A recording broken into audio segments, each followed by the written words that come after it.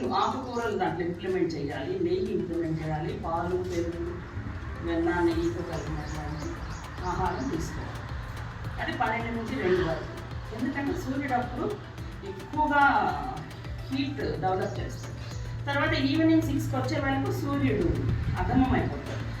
అంటే నీ శరీరంలో క్రియలు వేగవంతంగా ఉండవు, డల్ అయిపోతాయి. అప్పుడు ఆహారము 6కి తీసేసుకోవాలి అనేది నియమం. అది ప్రకృతి నియమం, మనం చేసింది కాదు. కాబట్టి దీన్ని బట్టి తీసుకుంటే మిమ్మల్ని మీరే అనాలిసిస్ చేసుకోండి.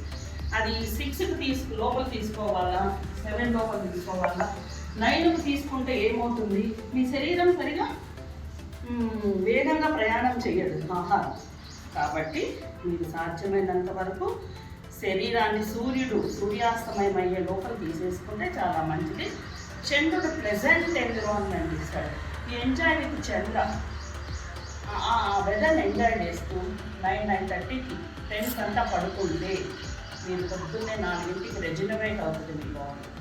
ప్రకృతి నియమం. కాబట్టి ప్రకృతిలో ఉన్నాము, ప్రకృతి నియమం పాటించాలి. మన DNA కూడా బ్యాక్టీరియాతోనే వస్తుంది. కాబట్టి నేచర్ని పాటించండి. 9 తినకూడదు అనేది నియమం.